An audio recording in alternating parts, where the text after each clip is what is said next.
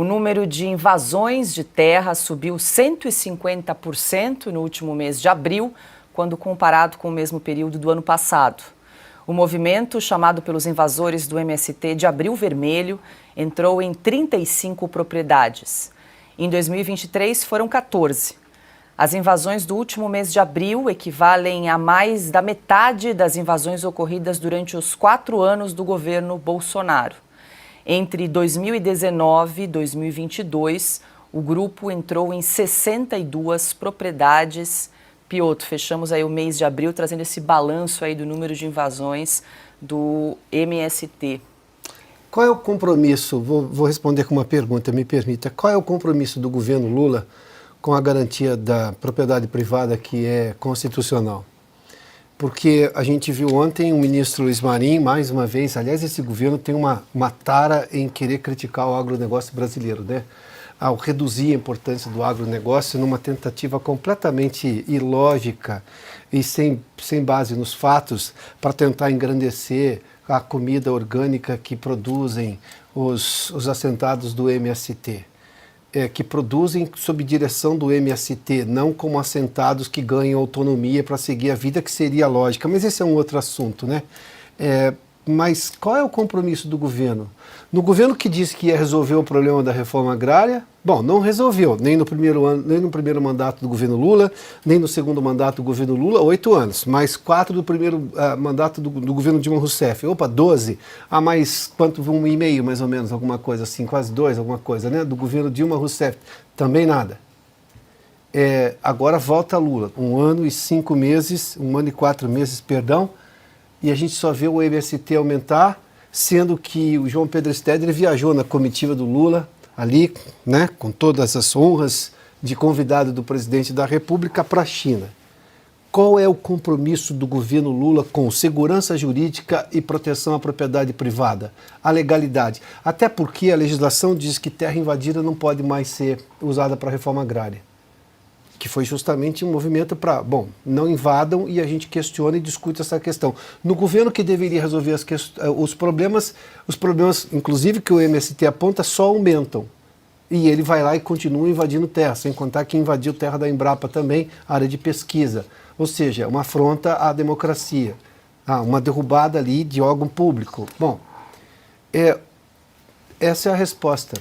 Qual é o compromisso que o governo Lula tem? Ao que parece, nenhum, absolutamente nenhum. E o MST é o puxadinho ideológico radical do governo Lula para, digamos, acenar para a militância, que a gente viu que não existe quase. A gente acabou de mostrar aquele evento do 1º de maio. Daí voltam as perguntas, né? A eleição de 2022 precisa ser estudada.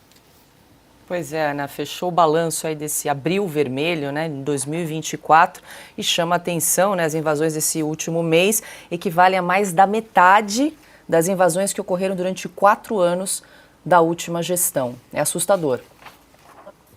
Assustador, os números não mentem, né? Os números das invasões de terra, os números da economia, os números não mentem, não tem como brigar com os números. E aí, com o advento das redes sociais, esses números eles são espalhados, eles são divulgados, as pessoas começam a entender que não é questão de ideologia, não é questão de a esquerda ou a direita. Tem um discurso do presidente Reagan, ele nem era presidente, nem era político ainda, de 1964. Ele ainda era apenas um ator famoso de Hollywood e tal, e ele fez um discurso para a campanha do então candidato a presidente dos Estados Unidos, Barry Goldwater. É um discurso que se chama Time for Choosing, tempo de escolha. Eu até escrevi um artigo aqui na Oeste só sobre esse discurso, porque o discurso, se você procurar na internet e ler a transcrição, ele é mais atual do que nunca. Parece que foi escrito hoje de manhã. E tem uma parte ali desse discurso que ele fala exatamente isso, sobre direita, esquerda, né? Ele fala, olha, a questão não é ser mais para a direita, mais para a esquerda. O problema é ser o que a esquerda promove é para baixo.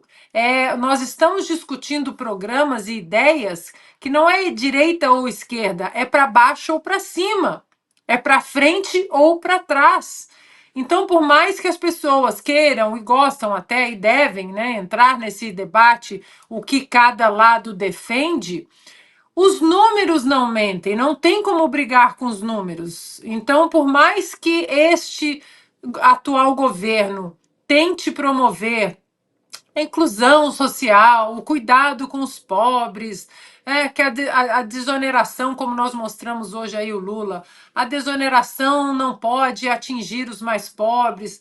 O discurso não bate com a realidade, com as políticas que estão sendo implementadas para o cotidiano do cidadão brasileiro. Esse é o problema. Eles continuam achando que o brasileiro não tem mais acesso a essas informações. Eles continuam achando que o brasileiro não sabe o que é a curva de Laffer, o que acontece quando arrecadam, querem arrecadar demais os impostos e sobem os impostos de uma maneira irresponsável. Eles acham que essa conversa não acontece nas classes mais baixas, por exemplo. Não, a gente dá uma muleta aqui, um Bolsa Família aqui, faz um programa aqui, dá um discurso que é passagem aérea R$ 200 para todo mundo e vai ficar tudo bem. Esse tempo não existe mais no Brasil. Não, e simplesmente não existe mais. Por isso eles precisam calar as redes sociais, porque esse debate sobre tudo que acontece no Brasil, sobre os números, sobre as invasões de terra do MST, sobre o MST sendo um braço de movimento terrorista, de terrorismo doméstico dentro do Brasil, esse debate eles não têm como cercar mais, Paulo. Não tem. Fatos e números são coisas teimosas.